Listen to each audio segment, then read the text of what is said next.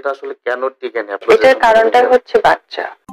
বাংলাদেশের সবচেয়ে আলোচিত জুটি শাকিব খান আর অপু বিশ্বাসের সংসার ভাঙার পেছনে রয়েছে অনেক অনেক গল্প।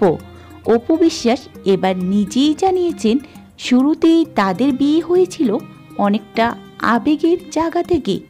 খুব বেশি চেনা জানা না থাকলেও সিনেমার কাজ করতে করতে হঠাৎ করে বিয়ের সিদ্ধান্ত নেন তারা।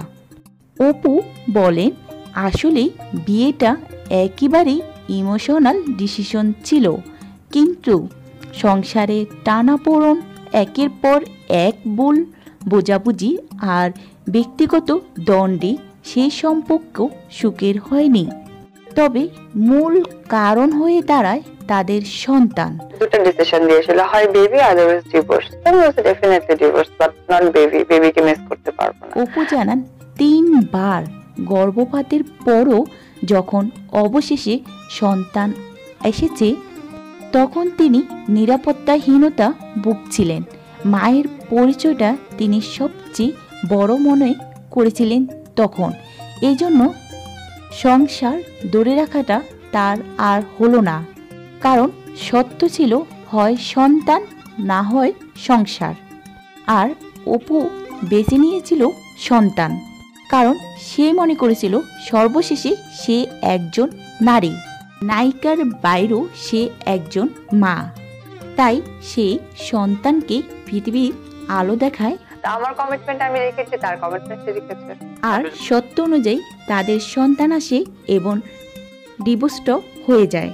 অপু আরও অভিযোগ করেন শেষ 1 থেকে 1.5 বছরে সন্তানের দায়িত্ব, খরচ কিংবা খোঁজ খবর কোনোটাই সাকিবের ছিল না। লাস্ট 1 থেকে 1.5 বছর বাচ্চার কোনো খরচ, বাচ্চাকে দেখা বা বাচ্চার যে দায়িত্ব সেটা কোনোটাই কেবল বাইরে থেকে দেখানো ভালোবাসাই ছিল, ভেতরে আসলে ছিল না কোনো দায়িত্বশীলতা।